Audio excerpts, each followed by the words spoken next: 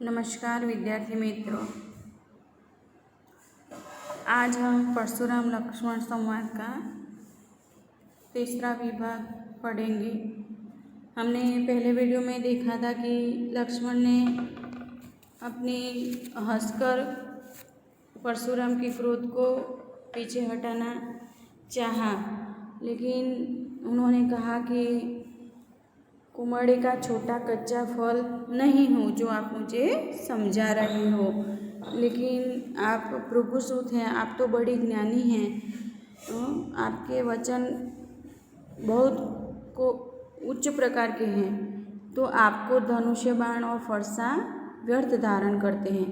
अब हम आगे का पठन करेंगे। कौसकी सुनहु मंद बहु बालक को कुटिल बाल काल बश निज कुलुद घालकु भानु बस राकेश कलंकु निपट निरंकुश बुध असंकु। मतलब कि लक्ष्मण के अनुचित वचनों को सुनकर और भृगुवंश मुनि क्रोधित परशुराम के क्रोध को शांत करने के लिए रामचंद्र जी ने धीरे और गंभीर वाणी से परशुराम को कहा। मतलब कि राम तो मर्यादा पुरुषोत्तम वाले थे, तो उन्होंने लक्ष्मण के अनुचित वचन को सुनकर एवं परशुराम के क्रोध को शांत करने के लिए उन्होंने धीर गंभीर वाणी से कहा कि हे महामुनि, मतलब कि काल कवलु ओहि छन माही कल कहु पुकारी खोरी मोही नाही तुम हट कहो जो चहु उबारा कही प्रतापु बलु रोष हमारा। मतलब कि हे महामुनि, हे नाथ, आप यहाँ यह बालक पर कृपा करें। यदि आपको उसको आपका अंशतः प्रभाविक ज्ञान होता तो क्या वह उसकी आपके साथ तुलना कर सकते? आप स्वभाव से ही सुज्ञ हो, इस बच्चे को वचन पर ध्यान मत लो। मतलब कि यह तो छोटा बच्चा है, उसे क्या बोलना और क्या कहना यह उसे मालूम नहीं है। अगर आपके प्रभाव का, आपके ज्ञान का उसे पता होता तो यह कठोर वचन कभी नहीं बोलता। आप उसके वचनों पर ध्यान नहीं दे। लखन कहे मुनि सुजसु तुम्हारा तुम ही अछत को बरेन पारा अपने मुँह तुम आपने करनी बाल अनेक भांति बहु बरनी।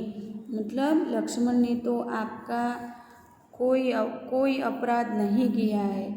लक्ष्मण अभी छोटा है, वह बालक है, उसे क्या कहना, क्या बोलना, क्या सुनना उसे मालूम नहीं है। कृपया करके आप उसके वचन पर ध्यान मत दीजिए। और लक्ष्मण ने तो आपका कोई अपराध नहीं किया है, इसीलिए हे ऋषि, आपको क्रोध बंधन या वध जो करना हो तो मेरी पर करो, जिससे आपका क्रोध दूर हो जाएगा। अपने मुँह तुम आपने करो, मतलब आपको जो भी क्रोध करना है, आपको जो भी कुछ अपराध है वह मैंने किया है, इसीलिए आप वध करना है तो मुझ पर कीजिए, लक्ष्मण को माफ़ कर दीजिए। नहीं संतोषु तपुनि कछु कहु जिन रीस रोकी दुषहु दुख सहु वीर व्रति तुम अरि अछोबा ज्ञानी देत न पावहु शोभा। मतलब कि आपको क्रोध बंधन या वध जो करना हो वह मेरी पर करो, जिससे आपका क्रोध दूर हो जाएगा।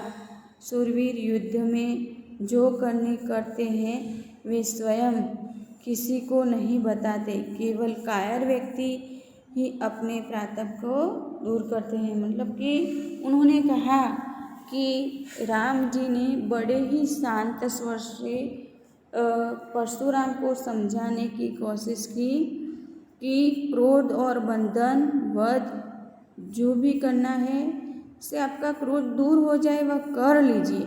शूरवीर जो सूर समर करनी करही कही न जानवही आपो विद्यमान नरन पाई रिपु कायर कतहि प्रताप। मतलब कि आपको जो भी क्रोध आता है, अगर शूरवीर है वह युद्ध में जो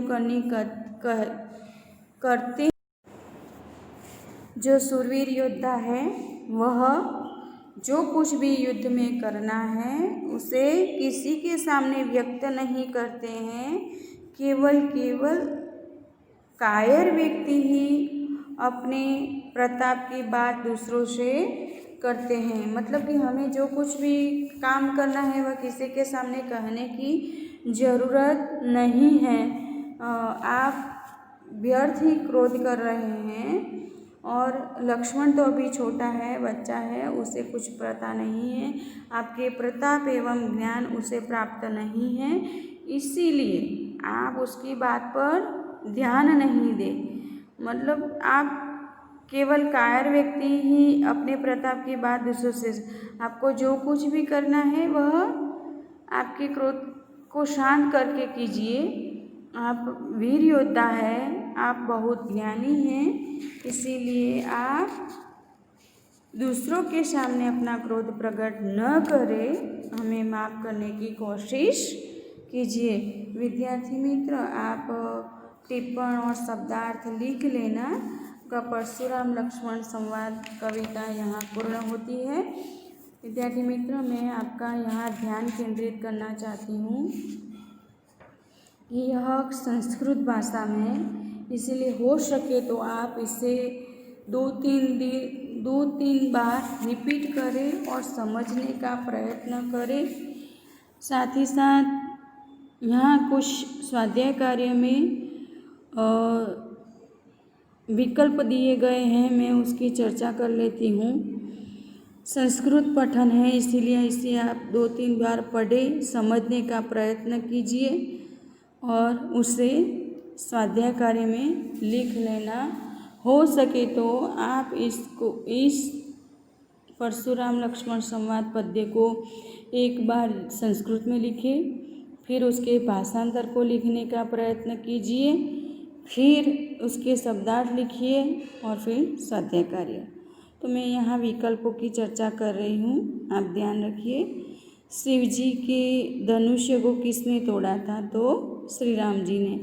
आप बिना कारण ही क्रोध क्यों कर रहे हैं? यह वाक्य कौन बोलता है? तो लक्ष्मण बोलते हैं।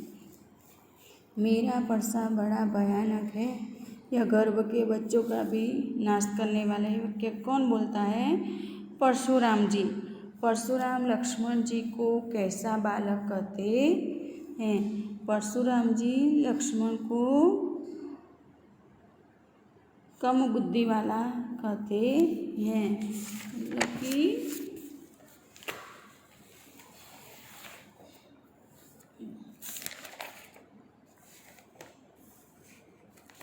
कम बुद्धि वाला कहते हैं। विद्यार्थी मित्र, आप आगे का स्वाध्याय कार्य लिख लेना। इसके अंत में कुछ मानक हिंदी रूप दिए गए हैं, वह आपको लिखने हैं। और 6वें प्रश्न में निम्नलिखित चौपाई का भावार्थ समझाइए। इसे आपको निबंध विभाग में आशय स्पष्टीकरण में लिखना है। तो लेखन कार्य को ध्यान से लिख लेना।